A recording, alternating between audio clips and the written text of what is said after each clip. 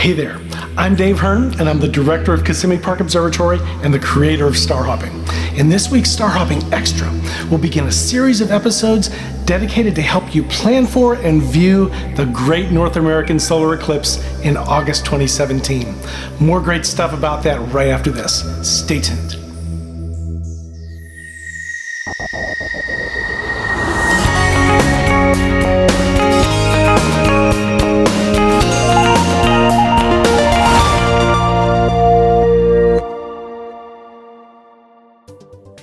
Hey, aloha, and welcome to episode 54 of Star Hopping. I'm Dave Hearn, and it just makes me glow to be your host. In this series of programs, we'll show you the most beautiful sights in the night sky and explain exactly how to find them with your binoculars or your telescope. So this week, we're starting a series of extra episodes to get you excited and informed about the great North American solar eclipse coming up on Monday, August 21st. For that event, I'm headed to the mountains of North Georgia, more specifically the summit of Brasstown Bald, the highest point in the state of Georgia.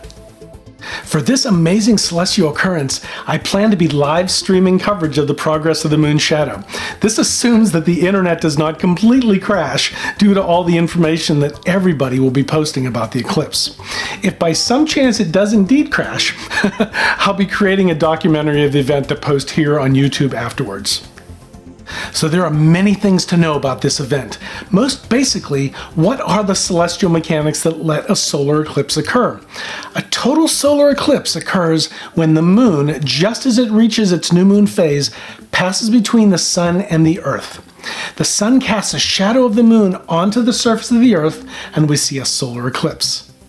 Now, the moon varies in its orbital distance, so depending on how close or far away the moon is, we see a different type of eclipse. If the moon is farther away from the earth, it doesn't completely cover the sun, so we see a ring of fire or annular eclipse. If the moon is closer into the earth, it completely obscures the sun, so we have a total eclipse. That's the case with the August 21st event. The magnitude of the eclipse is 1.03. Barely large enough to cover the entire sun. The maximum duration of the eclipse will be 2 minutes, 41 seconds in or around Carbondale, Illinois, but it really is seen through the entire path. The actual path of the eclipse runs from Oregon the whole way to South Carolina, crossing 10 states. So it'll be relatively easy for very large numbers of people to see this amazing solar system event. Where will you be on that day? Post your viewing site for watching the eclipse in the comment section below or on our website show notes, found at starhopping.org/sh054. So there's a lot of hoopla surrounding this eclipse. With tens of millions of people headed for the zone of totality, it's going to be the biggest science event in history.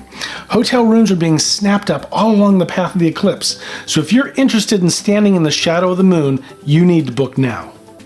So let's take a short break, and when we come back, I'll give you more information about eclipse basics. I'll see you right after this break. Star Hopping would like to thank our wonderful supporters on Patreon. Your contributions will allow us to create and provide more quality astronomy content. We appreciate your generosity and support. So now we know what causes the eclipse, so let's talk about some other basic information.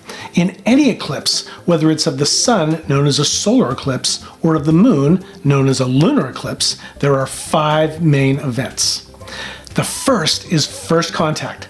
That's the point where the limb of the moon first starts to obscure the disk of the sun. The moon will continue in its path, taking bigger and bigger bites out of the sun. Finally, we reach the next main event, second contact, which is when the total eclipse begins. Just before this occurs, it's common to see the diamond ring effect and Bailey's beads. These are caused by valleys on the limb of the moon that allow sunlight to stream through. Just after second contact, we see the wispy and delicate solar corona, hot gases that extend far out into space around the sun. These can never be seen normally because the sun's photosphere is just too bright. Minutes later, we reach the third event, known as maximum eclipse, the point when we're halfway through the entire eclipse event. In just a few more minutes, we reach the next event, third contact, which heralds the end of the total eclipse with another appearance of Bailey's beads. Now we watch more and more of the solar photosphere being exposed until we reach the last event, when the limb of the moon passes off the disk of the sun. This is known as fourth contact. At this point, the entire eclipse event is over, and we can pack up our gear and head back home. So what other events can we see during a total solar eclipse? One of the very neat phenomena is the patterns of the sun cast by everyday objects, such as trees. Normally the sun has a perfectly round disk shape, and the patterns seen on the ground are round. But between first and second contact, the sun is shaped like a crescent. On the ground, you'll see tiny projections of the solar crescent, formed by the spaces between the leaves or anything with small holes that'll let the sunlight pass through. Another really interesting phenomenon is the approach of the moon shadow as it races across the land. If you're high up, the moon shadow will be seen approaching from the northwest. I'm really looking forward to seeing this from the summit of Brasstown Bald. The shadow will overtake you at the point of second contact. At this event, the sky will darken, birds will return to their roosts, the temperature will drop, and brighter stars and planets will appear in the sky. It's hard to take the time to note all these events, because at the same time, the delicate solar corona will also appear, which is very literally the star of the show. So with all these wondrous and beautiful events occurring, it's a common reaction to stare and gaze directly at the sun. This is a fairly dangerous situation, and without adequate protection, your eyes can be damaged by the sun's powerful radiational light. So let's take a quick break, and when we come back, we'll discuss safety practices during a total solar eclipse. Stay tuned for more. Would you like to see the scripts, images, and star charts that I present in each episode of Star Hopping in written form? Well, you can. They're available in our Field Notes digital guides that we produce for each and every episode of Star Hopping. Field Notes guides are available right back to episode 1 of Star Hopping, and you can put them on your phone or tablet to take with you out to your favorite observing site. Our Field Notes are available in our digital store individually in seasonal bundles or by subscription, where you can receive these useful digital guides in your inbox, sent to you the same day as when we publish each new episode of Star Hopping. Check out our selection of Field Notes in our digital bookstore by visiting starhopping.org/digital store. All of us have looked at the sun from time to time, mostly around sunrise or sunset, when the Earth's atmosphere filters a very large percentage of the illumination. But once the sun rises about 20 degrees or so, it becomes blindingly bright, and if you try to gaze at it directly, you're instinctively forced to look away.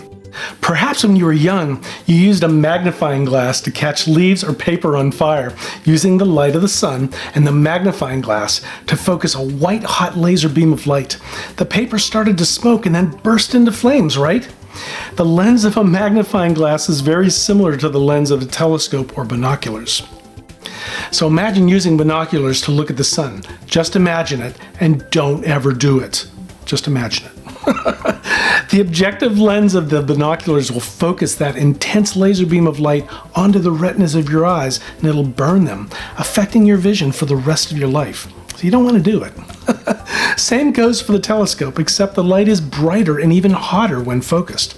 So I repeat, never, never, never look at the sun directly with an unfiltered set of binoculars or telescope. So I said unfiltered just then. There are ways to look at the sun safely with binoculars or a telescope using specially made solar filters mounted at the front end of the telescope. These filters block out more than 99.999% of the heat and light before it enters your optical instrument of choice. This allows you to safely look at the sun and examine the eclipse progress, and hopefully see a few sunspots on the solar surface while you're doing it. When using full aperture solar filters, you need to take a few precautions, such as placing a front lens cap on your finder scope and any guide scopes you might have mounted on your main scope. This will save you in case you instinctively try to look through the finder scope when trying to center the sun. So in order to actually find the sun in the scope, you can look at the ground and line up the shadows of the telescope tube and finder scopes with the sun. When everything lines up, you should be able to see the solar disk in your wide field eyepiece. So the only exception to these warnings are during the total eclipse phase between second and third contacts. At this time, it's safe to look at the sun without the filters, as the brightness is similar to that of the full moon. But this time is brief, because with the appearance of Bailey's beads for the second time, you'll have to replace those solar filters again.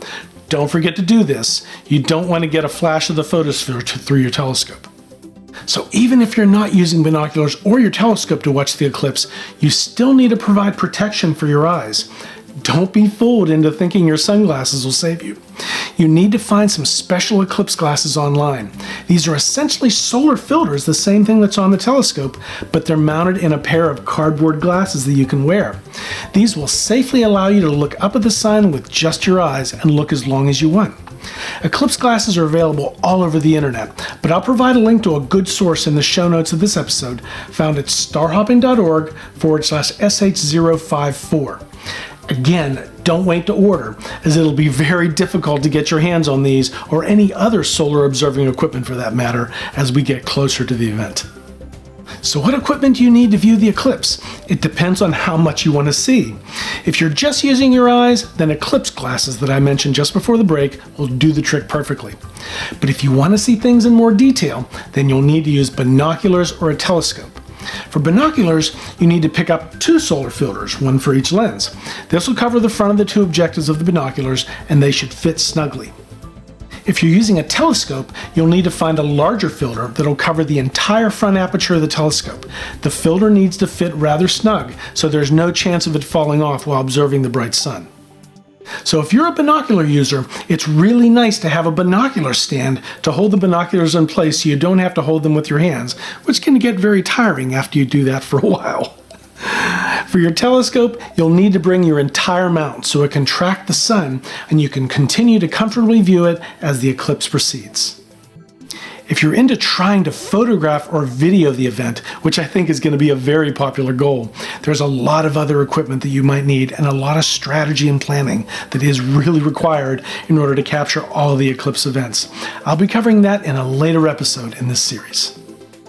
So that's our introduction for viewing the Great American Solar Eclipse of August 2017. Stay tuned here in the coming weeks to see more discussions about this event.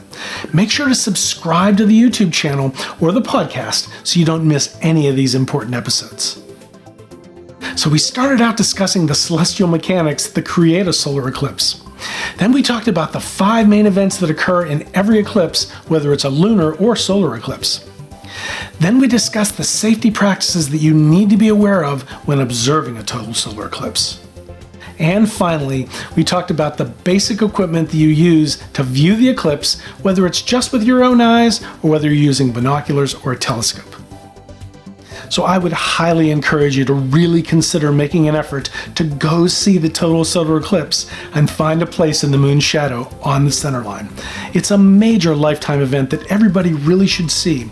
And when you go, make sure to take a child with you.